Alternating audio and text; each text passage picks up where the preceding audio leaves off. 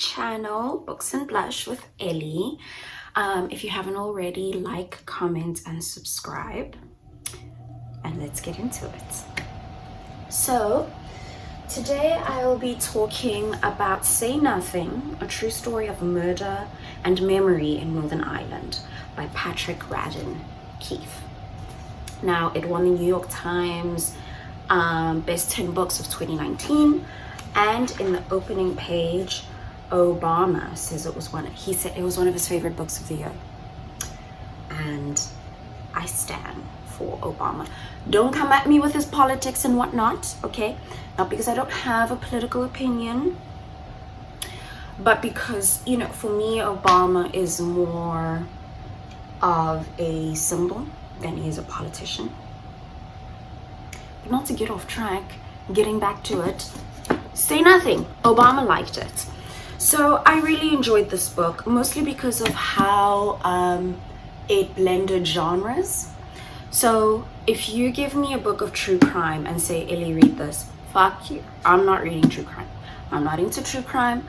I'm a total snob. I'm like, nope, that's not literature. That's trash fiction, blah, blah, blah. But throw in some history, now you've got me. And that's what I liked about this book, that Radden Keef is a true crime writer, right? Like that's the genre that that raised him. But then he steps into it's sort of like historical journalism, but he does this through like a lot of in-person interviews and listening to tapes. So it's a mix of research and interviews those are the methods that he uses to write this book.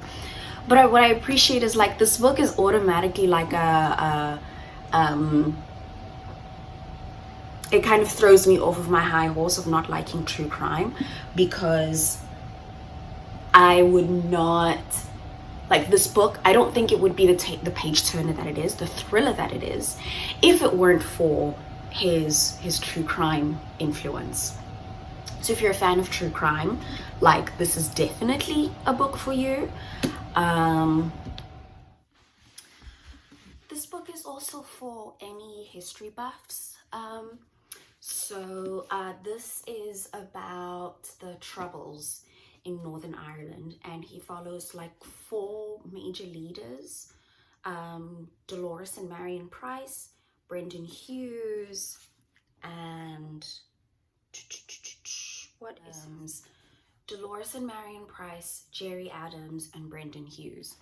And the story that kind of like holds, you know, this like beautiful flowering history together is who killed Jean McConville. And that's the true crime element in there, where like he kind of the mystery of who killed Jean McConville develops and unfolds like over the course of the story. And then that's the spine, and then we sort of get into these like these tendrils of, you know, who the Price sisters were, who was Brendan Hughes, who's Gerry Adams, and what moved them to join the IRA, and what moved them to do some of the things that they did, you know, set bombs, execute people, that kind of thing. What I really enjoyed about the book is that, like, it's written in 3 parts, really, but I would say like its main structure is sort of like this ascent into the IRA, where it begins with like exploring the Price sisters and how they come from a family that has been in the IRA for generations, and how it was just like a part of the family culture to advocate for like Northern Irish independence. Her aunts were in it, her fathers were in the first generation of the IRA. Well, I'm mostly talking about Dolores Price, because the book sort of leans more heavily onto her story than it does Marion Price. So it's really invested in the question of like, okay, what would move someone to join a political movement like this, and a dangerous political movement, right? Because they really do have to watch their backs whilst they're part of it. And it also gets into Brendan Hughes and Gerry Adams and what brought them into it. But I think for me, the Price sisters were their story. Oh my gosh, I can't tell if there's a loose eyelash. Okay, no, I'm fine. I'm more than fine. I'm beautiful. Anyway, what I appreciated about what really stuck with me about his telling of the Price sisters, and by the way, this is a picture of Dolores Price, which is, it's just such a fabulous photo, is the way that he kind of takes note of their femininity and what their femininity in particular lended to the IRA movement, and then later on, you know, they joined the Provos, which was that people always assumed that they were harmless, and they used that, right? They would flirt with the soldiers, you know, at the border and kind of distract them from the fact that they had arms in the car. Or later on, when the Price sisters are caught and put in prison, and they're put on trial for, I think, what was considered war crimes, she paid attention to how she dressed because she understood that people were going to be paying attention to that. Now, is it fair or not? I don't know. He doesn't really try. He doesn't really get into that. And I like that he doesn't get into questions of, is it fair? Is it unfair? He more focuses on the fact that Dolores Price understood how her femininity played a role in all of this. And that's what I appreciate. He didn't wax and wane about, you know, whether makeup is feminist or not and blah, blah, blah. No. He focused on her strategic intelligence, on knowing how to use makeup, hair, nails, and like the sensationalism of femininity to bring attention to her cause, but to also try and point out like the ridiculousness of the trial, at least, you know, in her opinion. It has two structures. It has this ascent up into politicism, and then I mentioned how the Price sisters kind of understood what their role was, but then it also does this other story, the downward slope. What happens when the revolution is over? You know, what happens when peace has been brokered, which indeed began to happen. And you see also the story of how Jerry Adams moves from like radical IRA politics, and he moves into a more kind of like suit and tie political arena. He advocates for Northern Ireland in the British Parliament, and he really does move into a political place. Dolores Price, you know, goes one way with her life, Marion goes another way with her life, and Brendan Hughes goes a different way with his life. And I also appreciate this latter part of the story, right? Because I think it's when we're kind of reading history in hindsight, when we read about the history of anything, right? Let's think, the civil rights movement is an easy one, right? Martin Luther King died at the height of it, so he didn't have to see this downward slope. And we very rarely think about what happens to those people when the revolution is over. And this is true for apartheid, where Mandela, for example, who was South Africa's first Black president, we know of his ascent, and then he sort of got to like ride the wave of, you know, he then became president and then he retired.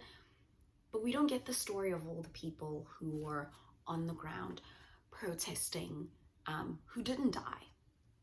And they address this in this book, almost like the value of becoming a martyr for a movement, and how sometimes you actually might want to die at the height of the movement, because to live on afterwards is to live on with the consequences of what you've done in the name of the movement. And also to look back when you're older and think about who you were when you were a child. And there's a fabulous passage that kind of speaks to that. Let me just find it now. Okay, I found the passage. So at this point, Brendan Hughes he's gotten older, he's out of prison, he's tired, he's not really part of the movement anymore. And so, yeah, this passage is on Brendan Hughes. It's written from the third person perspective. And this passage just touches on what I was sort of talking about, you know, what happens when the revolution is over. There were times when he wouldn't leave the flat for days, preferring to stay inside, drinking and smoking in solitude. He was in his 50s now, the famous dark hair gone grey and thinning. He was living on a disability benefit. He had worked various menial jobs on building sites, but apart from his youthful stint in the Merchant Marine, he had never held a real civilian job, and he struggled to find steady employment.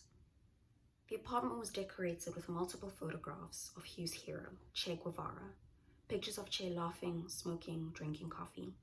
Hughes felt warmly towards these iconic images, yet they also functioned as a taunt.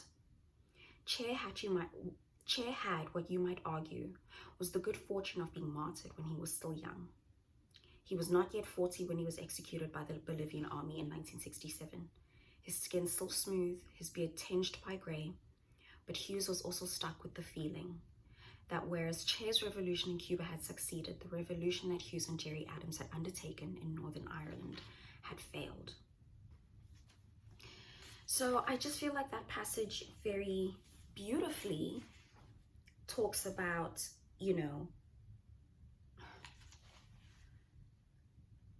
being martyred young and being remembered young and what that means. And here's another passage where he says something interesting. I would hate for young people now to have romanticized the version of events of that time, he added. The truth is so very far removed from that, and I suppose I'm living proof. So I guess when I came into this book, I was surprised. I was surprised because I would assume that anyone who, would decide to join a revolution with such like fervor and spirit wouldn't have the kind of regrets that Brendan Hughes has and the regrets that Dolores Price expresses. But they do. And I really enjoyed reading that. I really enjoyed learning more about Northern Ireland. There's also like really interesting information about how the British essentially sharpened their claws on the Mau Mau in Kenya and then brought that back to Ireland. So that's, kind of fascinating. But, overall, like, I really enjoyed this book. The true crime element of it really made the history fun. And I love that Radden Keef says that he is not a historian, he's a journalist. But if you are interested in Northern Irish history, this is like, it's so wonderful. And I'd say even scholars, this would probably be a really good resource to just jump to the back and see the kinds of interviews that he did and who he spoke to and why he spoke to them. So 10 out of 10, guys. Again for watching. If you want more, my blog is linked down below. Please like, comment, and subscribe.